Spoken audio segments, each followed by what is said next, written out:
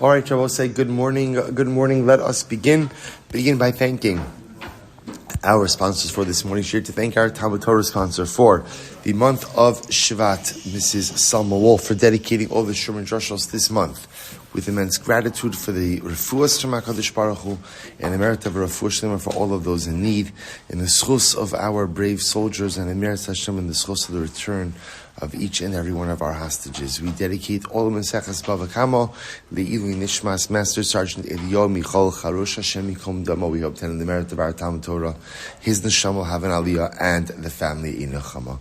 We'll say with that, let us begin. So we have a lot to do today. Today's daf is Pei Daled 84. We are picking up the merit Hashem on Pei Gimel on the base 83b. Kind of like punkt in the middle of a sugya, of a Hailo Sikhu Kofer, which is 2, 4, 6, 8, 10, 12 lines up from the bottom. So we'll say, so if you remember again, in yesterday's daf, what we were speaking about, we began the new parak, Baruch Hashem, and we've been speaking about the concept of the 5 different categories of damages. That if one goes ahead, Reuven goes ahead and damages Shimon, all the different forms of payment in which he is obligated. Now, interestingly enough, right now we're focused on the first category, which we call nezek, damages. So remember now, the Gemara is working through the process of trying to understand. Now, where do we learn our damages from? So damages, learn that from the phrase, ayin tachas ayin, an eye for an eye. So now we're working through the Gemara trying to understand, how do you know that ayin tachas ayin doesn't literally mean an eye for an eye? Maybe it literally means, right, Reuven goes ahead and gets into a fight with Shimon, blinds Shimon's eye. Maybe the halacha is that we literally blind Reuven's eye. How do we know that ayin tachas ayin really is a reference to compensatory damages? So that's what we're working through now. So I kind of left off a little bit mid-thought. V'hai, lo tzichu kofer lenefesh rotzeach l'me'ute roshei avar muda asya. Now does the pasuk do not take payment to go ahead and atone for the soul of the murderer? In other words, that if someone kills someone, you can't go ahead and make amends for that with payment, but rather, again, that's capital punishment. Does that come to teach us that Allah Lamaisi pay money for damaging someone? So the Gemara says, Haimi Baile de Amrachmana lo Savid Beitarti. That pasuk is needed to teach us something else, that if Reuven kills Shimon, we can't visit a double penalty upon Reuven. Lo sishko minei mamon v'siktalei. Ultimately, I will say that pasuk actually teaches us that Allah Lamaisa, we never visit 2 punishments upon a person. So if Reuven kills Shimon, we're not going to kill Reuven and extract damages from him, but rather, again, if Reuven kills Shimon, the only punishment, so to speak, he has is a capital punishment. To which the Gemara says, hi, that concept that you only get 1 punishment per infraction, we learn that out, Michdei Rishaso Nafka. Ultimately, again, actually that pasuk is talking about by Malchus, that you go ahead and you administer to him Kedei Rishaso. You give him Malchus, you give him lashes in accordance with his rishos, his evil, right? His negative act. But we learn out from there that halacha l'maisa, you only mishum risha achos. Risha achos atamachayvo, you could make him liable in 1 punishment, the atamachayvo shtei rishos, but you can't make a person liable for 2 punishments. Ayvakatimi bayile. But yet our question still stands. The Kamar Achmana, lo sishkal mamon v'tiftere. Right? The Torah is coming to teach us that don't remember anymore. So the pasuk of lo sikhu, the pasuk of lo sikhu kofer lenefesh rotzeach. Do not take a compensatory payment or an atonement payment for someone who kills someone. So the Gemara says, remember, what we're trying to learn out from here is, it's only if you kill someone that payment isn't enough. But what can we infer from that? If you injure someone, payment is enough. Payment is enough. So the Gemara says, Va'akati mi baile. So still we need that pasuk for something else. Va'akati mi baile tekam rachmana lo sishkol mamon v'siftere. Right? The Torah is telling us that don't go ahead and think that you could pay money and exempt yourself. In other words, the pasuk itself is coming to teach me a simple idea, which is that if Reuven kills Shimon, don't think that halacha l'maisa Reuven could pay money and somehow take care of his liability. Imkim lichtov rachmana lo sikhu kofer la'asher hu rasha lamos. If that's the case, let the pasuk just say, do not accept the payment for someone who is a rasha, and deserves to die. Lenefesh rotzeach lamali. Why do I need that phrase, lenefesh rotzeach? Shmami no. We'll say first of the widest lines at the bottom. Shmami no. Lenefesh rotzeach iyat halokeach kofer. You cannot take compensatory payments for someone who killed someone. Aval atalokeach kofer the Rosh Evarim shein chosrin. But you can go ahead and take compensatory payment for someone who injured someone, even in an irreversible way. Okay, so beautiful. So we'll say that really seems to be the source for this concept that halacha l'maisa, money doesn't work in a capital case, but money will work in other cases, is really based on this pasuk of lo sikhu kofer lenefesh rotzeach. Do not take an atonement payment for one who kills the other. So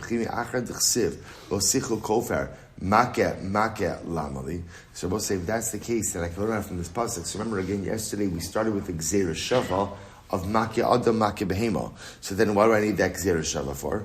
Ime hai, because I'll tell you why. If you learn out from there, havamina, I boy eino nesiv, vi boy dme eino nesiv.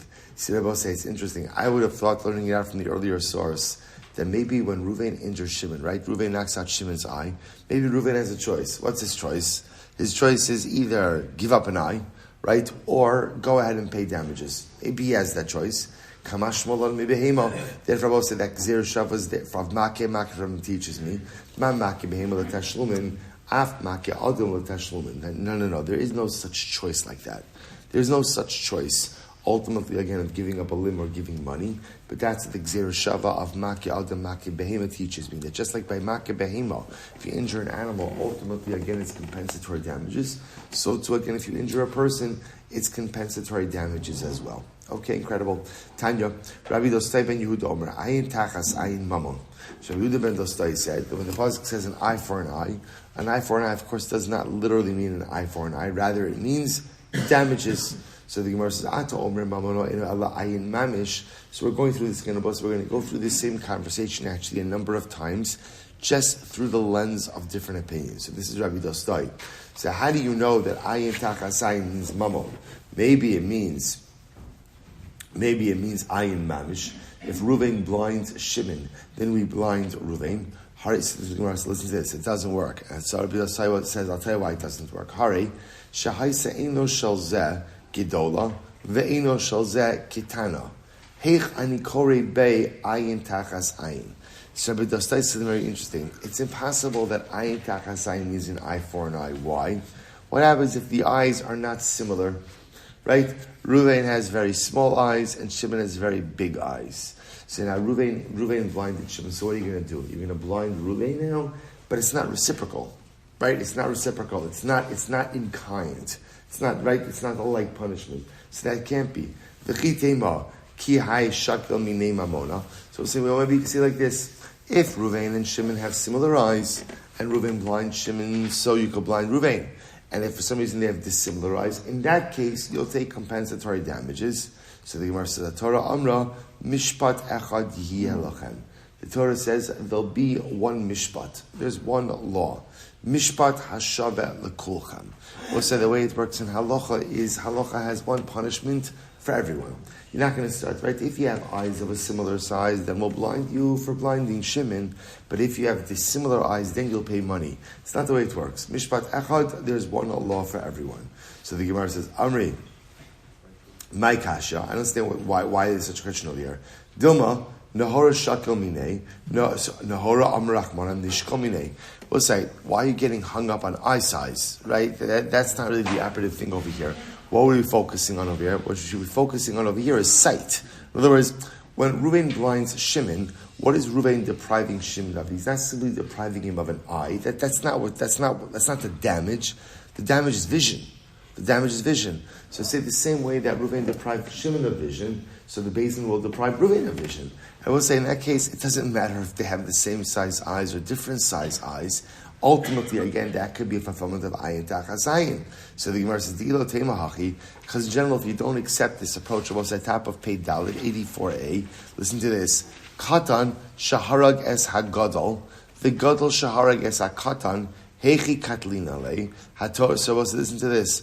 What happens if a very short person kills a very tall person, or a very tall person kills a very short person? Well, maybe you can say, look, The Torah says nefesh tachas nefesh, right? If somebody kills someone, you take their life. Well, it's not an in-like, right? It's not an in-kind, right, swap over here, right? One guy is tall, one guy is short. So HaTorah Amra, mishpat echad yelochem, mishpat hashave lekulchem. Ella, rather, what do you have to say about saying in general? Ella, neshama shakel minei, neshama amrachmana nishkol minei. Rather, I will say, what's the logic when we apply death penalty of nefesh tachas nefesh? Reuven killed Shimon, thereby depriving him of life. So the Beis Din will go ahead and execute Reuven, thereby depriving him of life. That's what it means when the Torah says nefesh tachas nefesh. A life for a life. It's not talking about any of their other physical characteristics being able to be swapped out for one another. Hachanami, so say so to the same thing over in the Bava by the blinding of the eye. Nehora shakil minei, nehora amrachmana nishkol minei. So we'll say that's the havamina. So the havamina is ayin tachas ayin means what? Ayin tachas ayin doesn't really mean an eye for an eye, but ayin tachas ayin ultimately means vision for vision. Now obviously, we're not paskening that way, but this is going through the process of Rabbi Dostai. You might have thought that ayin tachas ayin ultimately means vision for vision. Kamash Malan, the Torah tells us, or Chazal tell us, that ayin tachas ayin means compensatory damages. All right, incredible. So Tanya Idach was another brisa. We'll say first of the shortest lines on top. So Tanya Idach, another brisa. Rabbi Shimon ben Yochai Omer. Rashbi. Rabbi Shimon ben Yochai says the following. So ayin tachas ayin mamon. When the Torah says an eye for an eye means compensatory damages. Ata omer mamon wa'ina ala ayin mamish. You say money, but maybe it means an actual eye. So here's the problem. Harisha haya suma b'simei, kitea v'kita, chiger v'chiger. Hechani makayim bezeh ayin tachas ayin. So I will say, listen to this. Here's the problem. Here's the problem with saying that ayin tachas ayin literally means an eye for an eye. What happens if Reuven blinded Shimon, right? But Reuven's blind. So what are you going to do? Or Reuven chopped off, Shimon's hand, and Reuven himself is missing his hand. Right? How are you going to apply these damages, these punishments, when Reuven himself doesn't have the ability to do so, or lacks the right? Reuven's situation is such that Beis Din can't visit the reciprocal punishment upon him. So the Gemara says, "VaTorah Amra mishpat echad yelochem." Torah says the punishment has to be a uniform punishment. Mishpat hashave lekulchem. So therefore, I will say it must be that therefore ayin tachas ayin means mamon. It has to be mamon. But right, because if it's not mamon, if it's not money, and it's literally an eye for an eye, that would mean that there are cases where you could not administer the punishment. And that doesn't make sense because the Torah itself says mishpat echad, right? One punishment uniform for everyone. Someone says, I don't understand, it's not such a big deal. Amri, umay kushya, dilma hecha de efshar, hecha de lo efshar. So upatrina le. What's that? The Gemara says, maybe the halacha is like this. Maybe ayin tachas ayin really does mean what? An eye for an eye. And what does it mean, an eye for an eye? When you can, right? But what happens if you can't? What happens if you can't? You can't. So we'll say it's such a profound Gemara. What the Gemara is saying is, in life there is nothing that is 100%. So again, even the halacha. So you could say, look. So the Torah says you have to give an eye for an eye. So what happens if Reuven blinded Shimon and Reuven's blind? So there's no eye for an eye. Okay, well, what are you going to do? Maybe that's the halacha. But in a case, obviously, where you can't apply it, the ilo teimach, because you will say, if you don't say this, so listen to this. Treifa shahara gets hashale, mayav dinale. We'll say you could advocate this. For example, a person who is a treifa. Let's remember again, what's a treifa? A person who is a treifa has a condition or a situation from which he is going to imminently die. Let's say Reuven kills Shimon, and Reuven is a treifa. But say, interestingly enough, in that case, Beis Din doesn't execute Reuven. Why? Reuven is, dead man walking, right? Reuven is considered to be halachically dead already, since he has a situation that ultimately, again, is going to result in his demise. So what do you say? So you could have a case of nefesh tachas nefesh, right? Reuven kills Shimon, and yet you can't administer a death penalty to Reuven. El hecha de efshar, hecha de lo efshar, upatrina lei. Others will say, maybe you could say ayin tachas ayin. In other words, the Gemara is trying to suggest Rabbi Shmuel Silber is saying ayin tachas ayin can't mean an eye for an eye. It has to mean money. Why? Because if it means an eye for an eye, there are going to be cases where you can't claim the assailant's eye. For example, Ruvain's blind. So therefore it must mean money. Tushimar says, or not, or maybe it means eye for an eye, and just if you can't take the eye because the guy's blind already, you can't do it. What are you going to do? So the Gemara says, the Rabbi Shmuel Tana, Amar Krab, so Rabbi Shmuel Tana, the Pasuk says as follows, Kain yinasin bo. So I will say, so the Pasuk that the Gemara is quoting over here is Shever tachas shever, ayin tachas ayin, shein tachas shein. So literally again, a broken bone for a broken bone, an eye for an eye, a tooth for a tooth. Kasher yitain mum ba'adam, kain yinasin bo. Literally again, I will say, the injury that you visit upon another person will be visited upon you. That's the lashon of the pasuk. So the Gemara says, "Kain yinasin bo ve'ein nesina elamamon." I will say now generally the lashon of nasa nesina, giving, that's usually a reference to money, right? Usually a reference to money. So you see over here that what kain yinasin bo means compensatory damages. So the Gemara says, "Elameata." If that's the case, kasher yitin mum ba'adam. Both sides, the pasuk says, "Kasher yitin mum ba'adam." The Gemara says, "Hachanami de mamanu." So we'll say, are you to interpret kasher yinasin mum ba'adam means someone's giving money to someone else? Amid Rabbi Shmuel, kra yisera darshi. The truth is, there's an extra pasuk that has to be darshi. What's the extra pasuk? Michti ksiv. Let's analyze. The pasuk says, "V'ish ki yitin mum ba'amito kasher asin kasher asa kenye ase bo." We'll say the pasuk says, if you'll injure someone, right? Ultimately, as you did to someone else, they'll do unto you. Kain yinasin bo lamali. We'll say, what do I need that phrase? So shall be done to me, right? What do I need that phrase? Shmamina mamon. We'll say that comes to teach me ultimately that it's compensatory damages. Kasher yitin mum ba'adam lamali. Why do I need that entire phrase? Kasher yitin mum ba'adam.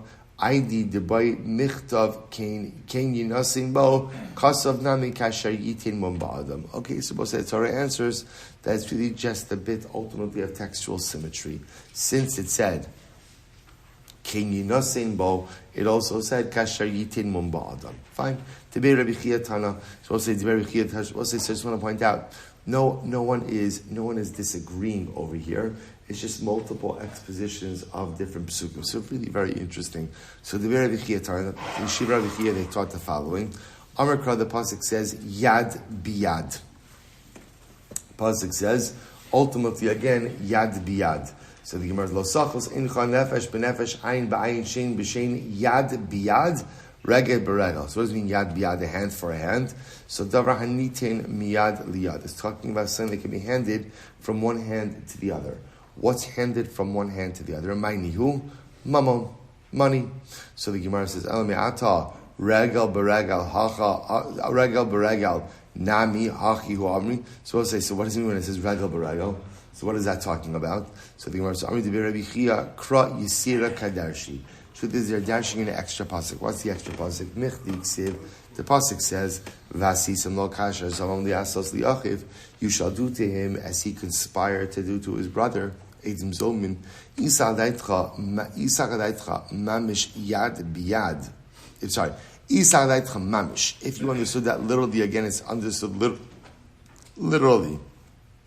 Then yad biyad lamali. Why do I need that phrase yad biyad, a hand for a hand? Shmamina mamon. So also therefore it comes to teach me. What does yad biyad come to teach me? Davar hanitan miyad biyad, something that is handed from one hand to the other. And what is that? That's money. Okay. Regel b'regel lamli. Why do I need the phrase regel b'regel? Aydi dechsiv yad biyad, ksiv nami b'regel b'regel. Okay, textual symmetry. Once it said a hand for a hand, it also said a foot for a foot. Abai says, Asya mi the Tana de Bechizkiya. The Tana de Bechizkiya, what do they teach in the yeshiva of Chizkiya? Ayin tachas ayin, nefesh tachas nefesh. So we'll say, eye for an eye, soul for a soul. Below nefesh va'ayin tachas ayin. Interesting, it's a little bit of a different drasha now. It teaches me how we do not claim a life and an eye for an eye. In other words, we'll say that if Ruvain blinds Shimon, there can't be dual liability of both capital liability and financial liability. Mamish, and if you understand that ultimately, again, ayin tachas ayin literally means a life for us. So literally, we'll take your eye. Take your eye for an eye. So the Gemara says, Zimnin de mishkachas la ayin v'nefesh tachas ayin. So I will say, if ayin tachas ayin would literally mean an eye for an eye, then it could be that sometimes if Ruvain goes ahead and blinds Shimon, and we end up blinding Ruvain, it could be that in the process of blinding Ruvain, he dies.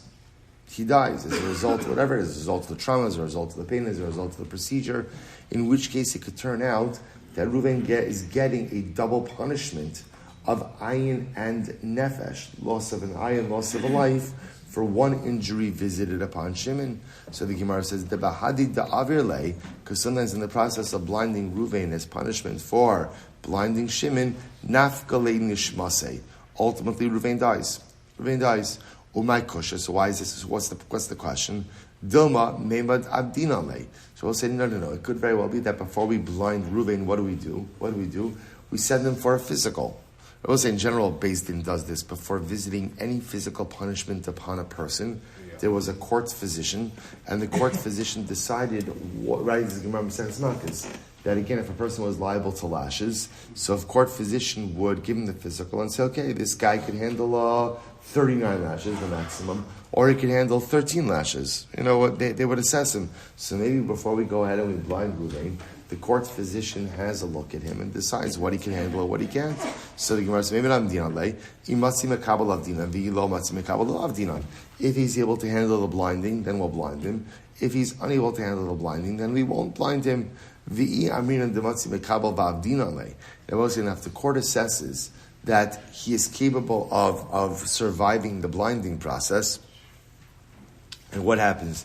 But he ends up dying. In other words, we'll say sometimes, again, it could either be that the doctor was wrong, or it could just be that he just had some unanticipated reaction. If that's the case, imayas lemos. Okay, if he dies, he dies.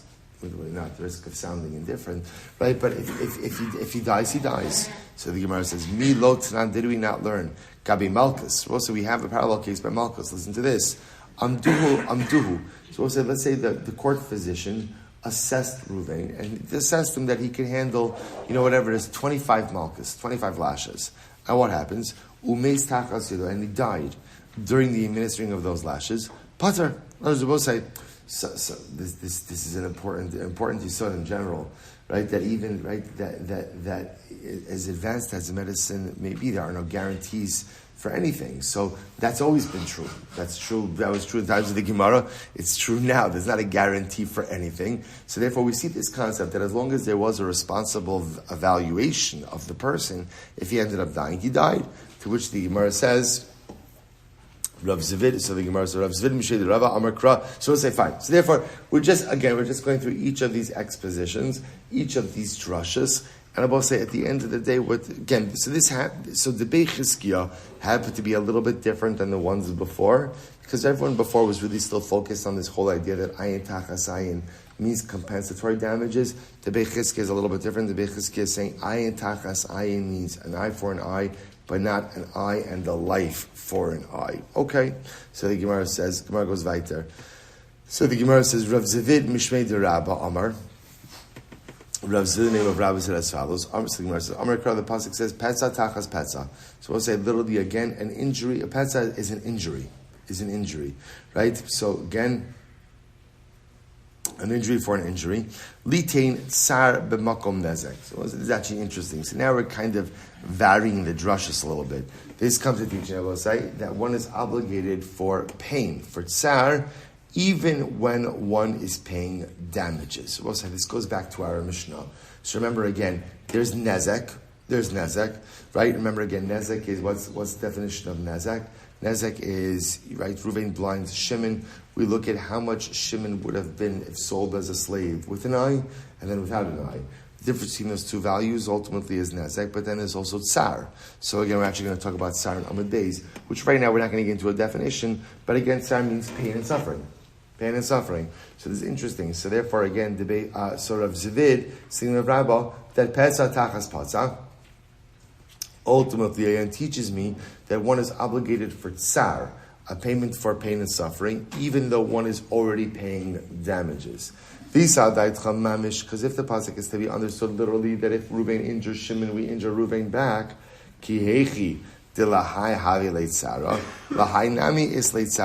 then ultimately what we should say is the same way that when Reuven went ahead and damaged Shimon, there's Tsar. So Reuven should have Tsar. My kushya, I don't understand why that would be I don't understand what the question is. Dilma, Ika inish de mefanik is late Sarah tfei, the Ika inish de lo mefanik less late Sarah. So I say, so ultimately again, but here's the problem. The problem just is people have different pain thresholds. So maybe again, for one person, something is very painful. For another person, he's fine. To which the Gemara says, "Nafkamina lemeis vilei heich de beni beni." So say, so maybe again, if somehow we attach a financial value to that financial value ultimately again is assigned to the victim. Okay. Rabbi Shmuel Silber, Amar Kra, the pasuk says, "V'rapo yirapei." The pasuk says literally again, "V'rapo yirapei." Literally, I will say, "V'rapo yirapei" is the way we translate in English is like, he shall surely heal, like the double lasha, but really like actually translated v'rapo, he will heal, yirapei, he will be healed, or he will heal. So the Gemara says, litin refuah b'makom nazak, that comes to teach Yevosai, that when Reuven damages Shimon, not only is Reuven chayiv in damages, but Reuven is also chayiv in refuah, in doctor bills, medical bills. So the Gemara says, v'yisadai tchamamish. Now, if you understood that ultimately, again, ayin tachas ayin means actual eye for an eye, so we should say, kihechi dahai by asye, just like this one needs healing, i.e. Shimon, the injured party needs healing, so too hainami by asye. So say we should injure Shimon, right? Injure Reuven, the perpetrator, and he should also require healing. To which the Gemara says, "My kushya, Dilma ika de salik bisrahai, ika de salik bisrahai." We'll say people are different in that regard. Some people heal faster, some people heal slower. Lamay nafkinin. I will say, so what difference would this make? Lamesav le hech de beni ubeni. So we'll say, could very well be that differential is somehow translated into money, and ultimately again assigned to the victim. Both say first of the widest lines. Ravashi says, Asya tachas mishar. Ravashi says, we make a gzera shava ultimately again of tachas from shar. Ksif hach, it says over here, ayin tachas ayin, says over here an eye for an eye. Uksiv hasam shalim yishalim shar tachas hashar. Okay, now it seems like we're getting somewhere. So we'll say, but the pasuk also says, you shall pay an ox for an ox. So what's the ox for an ox? I go ahead and I damage Reuven's ox. Ultimately, again, I have to give him a new ox or whatever. Take care. Give him a new. We'll call it a new ox. So the Gemara says, "Mala halan mamon, afkan mamon." Just like tachas by behema is referring to compensatory damages. So too over here, ayin tachas ayin is also referring to compensatory damages. The Gemara says, "My chazis." I don't understand. My chazis. The yalf is tachas mishar, nelif tachas mi adam. Why learn out tachas? Why learn out gzir shav of tachas from shar? Learn out tachas from adam. What's the tachas from adam? V'nasata nefesh tachas nefesh. Mal halon mamish afkan mamish. And we'll say just like nefesh tachas nefesh is we'll say represents capital punishment. So too maybe ayin tachas ayin means what? Literally an eye for an eye. In other words, we'll say. So here's what's interesting about this is that we have two different possibilities. The Gemara wanted to suggest over here, or I should say Rav Ashi wanted to suggest over here, that the Gzir Sheva of Tachas. There's Ayin Tachas Ayin, Shar Tachas Shar. Just like everyone agrees that Shar Tachas Shar. Right? If I go ahead and I kill Reuven Shar, I have to give him a new Shar. It means compensatory damages. So to Ayin Tachas Ayin means compensatory damages. Maybe not. Gemara says there's another tachas, nefesh tachas nefesh. Just like nefesh tachas nefesh means a life for a life, literally capital punishment. So too maybe ayin tachas ayin literally means an eye for an eye. To which the Gemara says, Malalan mamish afkan mamish amri danin nezikin min nezikin vein danin nezikin mimisa. I will say because we'd rather go ahead and extrapolate damage cases from damage cases and not damage cases from capital cases. Meaning what? So we'll say ayin tachas ayin and shar tachas shar are both damages, as opposed to nefesh tachas nefesh, which is capital. It's a capital case. So we'd rather go ahead and learn out Nezikin from Nezikin, and ultimately, again, not from the fashos, not from capital cases. Adrabah, I can say just the opposite. Danin adam me adam ve'in danin adam me behema. As I say, here's the difference. Ayin tachasayin and nefesh tachas nefesh are both talking about things done to other people. Shar tachas shar is about animals. So maybe I'm better off making the Gzeir Shava ultimately, again, from other psukim dealing with people and not from animals. To which the Gemara says, Ela Amar Ravashi, mitachas asher ina yalifla. Yalifle, adam unezikin minezikin. So I'll say, so ultimately, again, you can learn it out from tachas asher ina. So I'll say, so remember again, the pasuk over here is talking about if a man violates a nara. If a man violates an ara, so the pasuk says, tachas asher ina, because he has afflicted her, he's violated her. Therefore, again, there's compensatory damages that he is obligated to go ahead and pay to her. Now, what's the beauty of that pasuk, so to speak? The beauty of that pasuk is it's a tachas by adam, and it's by damages, and it's by nezikin. So the Gemara says, you're right. Essentially what the Gemara says is, you can make a Gzeir Shava of ayin tachas ayin, and we can say, just like it's ayin tachas ayin and tachas asher ina, because he afflicted her, he violated her. Just like tachas, ultimately again by affliction, by the violation, is talking about compensatory damages, so too, ayin tachas ayin is talking about compensatory damages as well. Beautiful. So the Gemara goes weiter. Tanya, Rabbi Elazar Omer, ayin tachas ayin mamish. Okay, so now this is interesting. Rabbi Elazar comes along and he seems to disagree with everything we stated up until now. Ayin tachas ayin is literal. Ruvain blinds Shimon, the Beis Din will blind Ruvain. So the Gemara says, really? So the Gemara said, mamish takadaitcha, Rabbi. So mamish takadaitcha, really? It's ayin tachas ayin is literally an eye for an eye. So the Gemara says, Rabbi Elazar, lesle kichol hani tanoi. So I will say, this was a very long amid.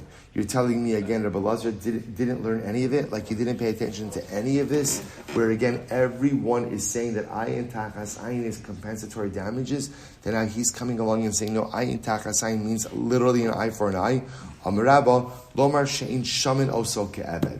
So I will say, this is fascinating. Rather, what it means is like this.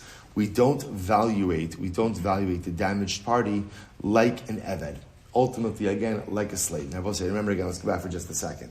If you go with the idea that ayin tachas, which is what everybody's saying, that ayin tachas ayin means compensatory damages, once again, how do you assess damages? Nezek. How do you assess nezek? Right? We look at Shimon, if he was being sold as a slave. We look at him as if he was fully intact, right? Both eyes. How much would he command on the market? And then again, we assess him, his valuation if he was a slave, if he lost an eye. As a one-eyed slave, what would he fetch? And that I will say, and the difference between those two amounts, that's nezek. Rabbi Elazar apparently takes issue with that form of valuation. That's what he's bothered by. Don't evaluate him as an eved. Amar le Abaye, ela kiman. Ultimately, so I don't say if we don't evaluate him as an eved, so ultimately, again, how do we evaluate him? To which the Gemara says, Kiben chorin. You should evaluate him as a free man. But say, this is an incredible Gemara. Ben chorin, mi isli dami. Does a free man have a value? They will say, so this, let's explain what the Gemara is saying, and then let's explain what the Gemara is saying.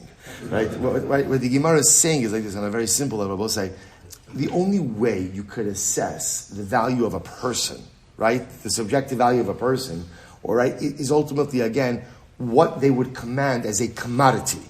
That's it. So a quote-unquote, the Ben Chorin cannot be evaluated as a commodity. Only an Eved could be evaluated as a commodity. So that's what the Gemara means when it says that ultimately, again, a Ben Chorin doesn't have a value, an Eved does have a value. So I will say, if you think about this, however, like on a deeper hashkafic level, I will say it's such a profound statement.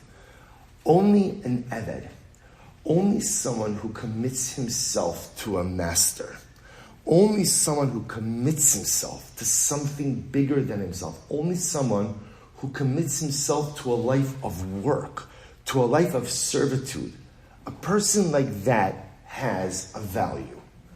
A person who's a Ben Chorin, I don't answer to no one. I'm responsible for nothing. I don't have responsibility. Ben Chorin means you don't have any responsibility. So I'm not responsible for what I do accomplish, what I don't accomplish. I don't bear responsibility for how my life turns out, how my life doesn't turn out. Right? This happens, that happens, whichever the way the wind blows. If you're Ben Chorin and you're responsible for nothing, for your own life, for your own self-actualization, you're responsible to no one, to HaKadosh Baruch Hu, to community, to Klal Yisrael, you have no value. You have no value. Only an Eved, I will say. Only someone who is committed to a master. Only someone who is committed to hard work. Only someone who is committed to something bigger than himself, because that's what an Eved is. Person like that has value. Ben Chorin, person who has no responsibility to anyone else, no responsibility to HaKadosh Baruch Hu, to a master. Such a person like that has absolutely no value in this world. Such an incredible yisod. In any event, the Gemara says, so Rabbi Lazar, I understand that you do not like the valuation ultimately as an Eved. Okay? But I will say, there is no other valuation model that exists.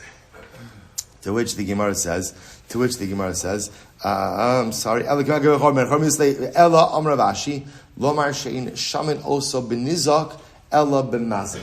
So I will say it's actually interesting. Rather, what it means is like this. This is an interesting model of Rabbi Lazar. Rabbi Lazar says essentially b'damazik shaiminan. Now, b'damazik shaiminan means what I will say is when we take the valuation, we don't take the valuation of the damaged party. Rather, we take the valuation of who? The damager, the perpetrator. So I will say so in other words, up until now, everyone's saying is, when Reuven blinds Shimon, so essentially what we do is we look at Shimon if he was being sold as an Eved with both eyes. Then we look at the value of Shimon if he was sold as an Eved with one eye.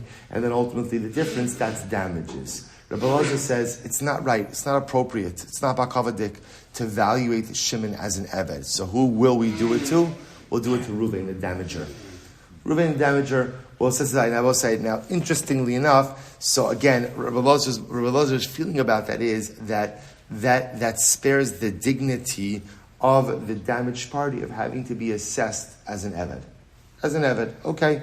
So we'll say, so that's what Lazar. We'll say there's a story over here, a credible story. Sahu Chamra, the Kata Yada Diyanuka. There was a story of a donkey that bit off the hand of a child. So the case came before Rav Papa Shmuel, Amrlei, Zel Shomulei Arba Dvarim. Okay. All right, go pay the child. It really means go pay the father of the child, right? 4 different categories of damages. Somebody Rava said 1 second, 4 categories, but we have 5 categories of damages. Amalei lebar minezek kamina. So Rav Papa says, yeah. Again, we'll say when Rav Papa said 4, Rav Papa meant the additional 4. In other words, obviously you pay nezek, you pay damages. He meant the supplemental 4 buckets of damages. Amalei Abaye said 1 second. Vaha chamarhu, the chamar ena mashalim el nezek. Now we'll say, now here's the problem. Here's the problem with Rav Papa's ruling. Remember, Rabbi say, the 5 categories of damages. When do they apply? Hachovel b'chaveiro. One person is damaging another person. That's the 5 categories of damages. If, let's say, my animal damages someone else, we'll say all there is nezek. All there are is just straight out damages. So Rabbi says to Rav Papa, why would the owner of the donkey be liable ultimately again to 5 categories of damages? Just be chayiv to nezek. To which the Gemara says, Amr lahu zil shomule niske. So the Gemara says, so you're right. So Rav Papa says, you're right. Didn't realize it was a donkey. Good. Yes. Only chayiv to pay nezek. Only chayiv to pay that 1 category of damages. So the Gemara says, Ayvahaka avda by l'shamye. So ultimately, again, so once again, Rava says to Rav Papa, so in order to do this, we need to have the kid. We need to have the child evaluated as an Eved, right? An Eved with a hand and Eved without a hand. Amr lahu zilu shaimu kavda. Rav Papa said, yeah. Go and have the child assessed as if he was an Eved. So let's listen to this. Amrlei avur diyanuka lo ba'inan dezila be milsa. So let's see, this is an incredible story. So the father of the child said, you know what? I don't want my son evaluated as an Eved. I don't want him evaluated as an Eved. Right? That's not what I want. So the Gemara says, Amrlei. So he said to the father, Vaha kan mechabele liyanuka. But if you do that, if you don't allow your son to be evaluated as an Eved, then what? We can't assess damages. If we can't assess damages, then your son is losing out. You're depriving your son of money. Father said, don't worry about it. Amar lahu, l'chi gadol mefaisana le mididei. Don't worry about it. When my son gets older, ultimately, again, I will go ahead and give him of my property. I'll give him of my property, right? I'll give my property. Not going on today. I'll give him my property. So we'll say, so in other words, the father said, I'll pay him. I'll put something away in his trust fund, right? I'll give him money when he gets up, but I don't want him evaluated as an eved. So we'll say, incredible story. We'll say, look at the two extremes. Why doesn't the father want his son? Why doesn't the father want his son evaluated as an eved? We'll say, one of the most important things that we do as parents, one of the most important things that we have to do as parents is to remind our children that they could be anything, right? Even if we know, as parents, sometimes you see the limitations of your child, and it's tempting to kind of go ahead and already begin to tell your kid, you could do this, you can't do this, you could be this, you can't do this. The job of a parent is to instill within a child a feeling that you could fly. You could fly. You could soar. You could be anything and everything you put your mind to if you're willing to put in the work, if you're willing to put in the effort. And sometimes you see this, that parents unwittingly go ahead and create glass ceilings for their kids, right? You're good at this, you're not good at this, you're successful at this. And while the parent might be right, worst thing a parent could ever do is stymie a child's growth. The sacred task of a parent is to instill within their child the idea that you could be anything and everything if you choose to apply yourself. So I will say something so beautiful happening over here.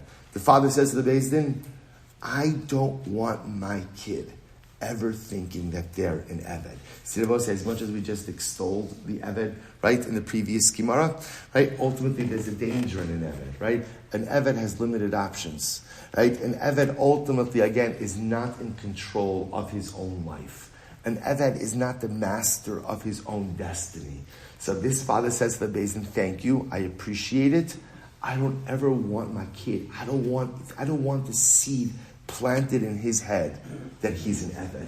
Because if that seed of limitation, a personalistic limitation, is planted in his head, there is no telling, Rahman al-Islam, how it could germinate and what it could become.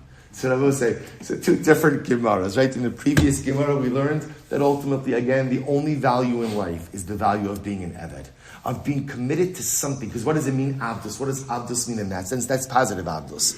That's the type of Abdus that says you are part of something bigger than yourself. You don't just serve yourself. How many people go through life just serving themselves? You don't just serve yourself. You're committed to a master, to a HaKadosh Baruch Hu. You're committed to a cloud, to a nation. You're committed to something so much bigger than yourself. If you are an Eved, then your life has value. But if you're a Ben Chorin, if it's all about you, and you're just in it for you, zero. You have no value. That's the positive aspect of Avdus. But there's a dark side of Avdus also. What's the dark side of Avdus? I'm not responsible for my life. The dark side of Avdus ultimately, again, is I'm not responsible for how things turn out. The dark side of Avdus is it's always someone else's fault. Always someone else's responsibility. Oh, the buck of my life, that stops with my master. Eved, glass ceiling. Eved, I can't accomplish all that much. Eved, what do you want from me? I'm just an Eved. That's the dark side of Avdus. And the father of this young child says, you know what? I don't want that ideology anywhere near my kid. The damager could keep his money. He'll keep his money. I'll figure out how to get my kid the money when he gets a little bit older, but never will I allow any seed, any sapling of Avdus to be planted within the personalistic psyche of my child. Incredible. The Gemara goes back to TORAH, the aliya de dianuka. There was an ox that bit off the hand of a kid, of a child. So the case came before Rava. So again, you have to assess the child like an Eved.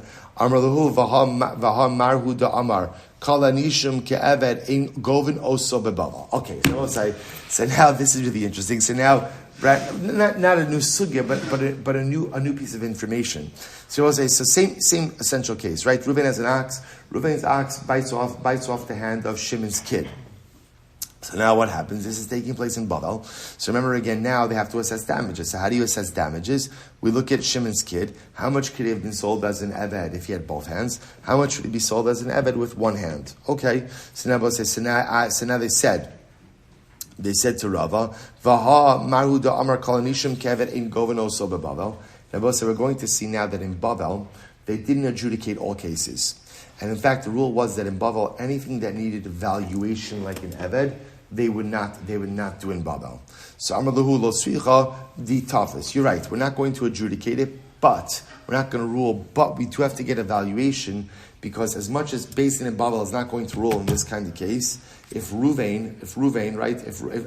Shimon, the victim's father, were to seize property from Ruvain in satisfaction of the debt, so Shimon technically is allowed to do so. If he would do that, we would not extract it. So we do have to make sure that the amount of property extracted is in fact a just amount of property. So we'll say, let's talk about this thing in Beis Din over in Bavel. So Rava L'Tamei Dama Rava Niske Shar B'Shar Niske Shar Ba'Adam Govano Soba Bavel. So Rava said, listen to this. So Rava said, if you go ahead and you have damages, one shar damages another, or ultimately again a shar damages a person, we collect those type of damages in Bavel. Niske Adam Ba'Adam and Niske Adam B'Shar. I will say ultimately if a person injures another person or a person injures a shar, Aim govano soba Bavel. We don't collect those in Bavel. Now, why not? Maishna niske adam ba'adam, v'niske adam b'shar delo. We'll say, why won't we collect damages when people damage each other? Or ultimately, again, a person damages a shar. Digmar delo. Elohim ba'inon v'leka. Now, we'll say, we're going to see in certain types of damages, you need Elohim. What does Elohim mean? You need expert judges who have smicha. V'leka. And in Bavel, they did not have smicha. Right? In Eretz, the only place they had real smicha was in Eretz Yisrael. So Niske Shar B'Shar, V'Shar Ba'Adam Nami, Elohim Ba'Yin. Now, both say, but 1 second, I don't understand.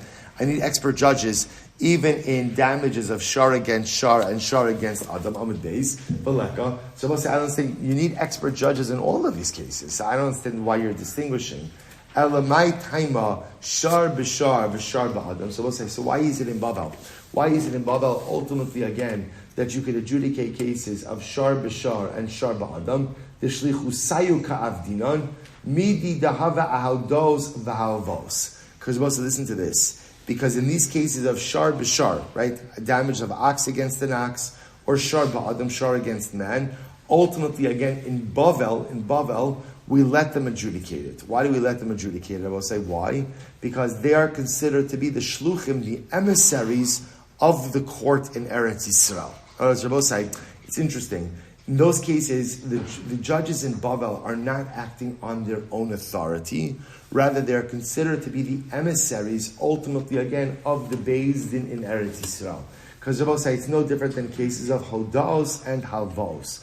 Hodos and halvos means someone comes into Beis Din, either with witnesses that Reuven admitted that he owes Shimon $1,000, or halvos are any cases related to loans. They both say you have to adjudicate those cases even in Bavel. Why? Because if you don't adjudicate those cases, then it's going to bring the loan market to a screeching halt. Right? In order to have a loan market, which you need for commerce purposes, you have to be able to adjudicate those cases in Bavel. So the Gemara says, Adam ba'Adam b'Shar nami shlichus ha'kavdinan. So we'll say, so why don't we just apply this to all cases? And why do we say that in the case of Adam B'Shar, let them adjudicate it in Bavel? Not because they are equipped per se to adjudicate it in Bavel, but rather why? Because they're acting as the agents of the Beis Din in Eretz Yisrael. Midi dehavi adal savos. Kikam, as the Gemara says, Amri, we say, Kikam in ashlichu sayu, b'midi de kimle begavei. B'midi de lo kimle begavei, lo avdin ashlichu sayu. But say, here's really what it comes down to. When do we allow the Beis Din in Bavel to act as the agents, as the emissaries, as the shluchim of Eretz Yisrael? When we're talking about monetary payments that are fixed. But any monetary payments that ultimately require valuations, so valuations, I will say, is a bit more of an intricate process. So because of that, the Beis Din in Bavel does not get involved in that. Only the Beis Din in Eretz Yisrael gets involved in that. To which the Gemara says, Amri, Shar B'Shar, V'Shar Ba'Adam Nami, Lo Kimle B'Gamei. But I don't understand, I will say, in cases of where one ox damages another ox, or an ox damages a person, I will say, those are not fixed amounts. In other words, there you require valuations as well. Se'ela puk chazi hecha mizdabni TORAH b'shuka. Rather, I both say no. It's a little bit easier. Why? Because ultimately, again, when it comes to a shar, you could look how much is a shar sold for in the marketplace. In other words, it's not really a valuation; it's readily available information. Adam ba'adam b'shar puk chazi hecha mizdabni avda b'shuka. So we'll say, why can't I say the same thing? A person damages a person, or a person damages a shar. Once again, let's go and see how much is an eved sold for in the shuk. In other words, we'll say these amounts are readily attainable. Va'od, furthermore, tashlum kefel, the tashlum arba v'chamisha, dikitzi na'aved shlichusayu. We'll say, but furthermore, let's say kefel or arba v'chamisha, which are fixed amounts. Why not adjudicate those cases in Bavel? Amri, so the Gemara says, you're right. You're right, let's reform this a little bit, Rabbi say. So we'll say, just here's what we know. What we know is that in Bavel, they were not able to satisfy the criteria of Elohim, of expert judges with smicha. So how did they adjudicate cases in Bavel? Essentially by acting as the long arm of the law for the Beis Din in Eretz Yisrael. That's how it worked, right? The Beis Din in Bavel were considered to be the shluchim. So now, which cases do they adjudicate, which cases don't they adjudicate? So here it is. So the Gemara says, Amri, ki avdin shlichusayu b'mamona. Here it is, when does the Beis Din in Bavel adjudicate cases? Only cases of mammon. Monetary payments. B'knasa lo avdin shlichusayu. Rabbi say, when does the Beis Din not get involved? Knas. No knas. So the Gemara says, so here, now let's begin to plug this in. Adam ba'adam dimamonu hu navish lichusayu. So we'll say in cases where one person damages another person, so ultimately again that's mamon. That's when the Beis Din will go ahead and Beis Din and Bavel will get involved. Ki avdin shlichusayu. So sorry. Adam ba'adam dimamonu navish lichusayu. So we'll say, so let the Beis Din and Bavel adjudicate a case of Adam ba'adam. Right? That's mamon. Let them be a shliach. Watch this. Ki avdin shlichusayu b'milsa d'shchicha. So we'll say this is fascinating. When does the Beis Din in Bavel get involved? In common cases. Adam ba'adam de lo shchicha lo avdin shlichusayu. So I will say Adam ba'adam, which apparently is not a common case. Beis Din does not get involved. So I will say, let's pause here for just a second. So we'll say, so here's what's happening, right? In Bavel, they do not have dayanim with smicha. So because of that, they can't adjudicate just any and every case. So how does it work in Bavel? They are considered to be the shluchim, the emissaries of the Beis Din in Eretz Yisrael. So we'll say, what do they get involved in, what don't they get involved in? So let's first of all, number one, what they don't get involved in is knas. Any type of penalty payments, they're not involved in. Only mammon. So we'll say, but not every kind of mammon. Only what kind of mammon? Common mammon. Interesting. Only common mammon cases will the Beis Din in Bavel get involved in, but quote unquote uncommon, which I will say is fascinating. Apparently, what's the example of uncommon mammon cases? Fascinatingly enough, Adam ba'adam. Wow, who would have thought? Right? One person damaging another person, that's considered to be an uncommon case, and therefore, again, Beis Din above won't get involved. I will say, we'll stop over here for today. Tremendous. By the way, we're totally on schedule. I just want you to know. It was this is the way it's supposed to be in a daf like this. We're fine. Incredible. I will say such a zchus shkoyach.